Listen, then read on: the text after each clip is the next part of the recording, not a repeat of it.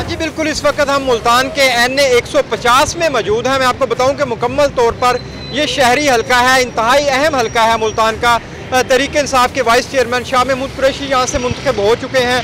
अगर आबादी की बात की जाए तो इस हल्के की जो आबादी है वो 8,99,000 के करीब आबादी है, जबकि 5,91,000 यहाँ पर वोटर्स हैं। इस हल्के में बड़े बड़े नाम जो हैं वो यहाँ से मुंतखब हुए हैं। इस मरतबा भी पाकिस्तान तहरीक इंसाफ, उसके साथ साथ पीपल्स पार्टी, जबकि पाकिस्तान मुस्लिम लीग नून से बड़े तगड़े उम्मीदवार जो हैं वो इस हल्के से उतारे गए हैं।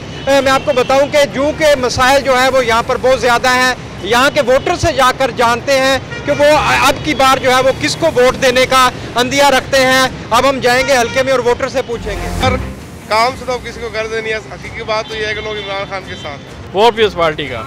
इंशाल्लाह हम भी इधर ही शेर को ही वोट देंगे, नवाज शरीफ को। वोट देके फायदा कोई नहीं है, वोट देके कोई फायदा होना फिर तो है।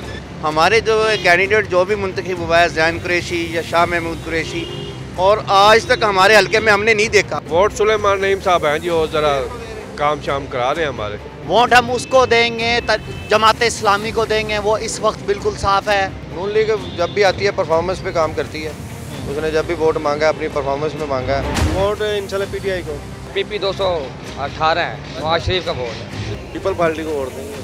वोट शेर को देंगे। हमारा वोट इंशाल्लाह उसको है जिसका नाम लेने पर भी पाबंदी है। हमारा शुरू में से इंशाल्लाह आप भी वोट हम पीपल पार्टी को देंगे। हमारा शुरू से शेर का वोट है। वजह क्या है?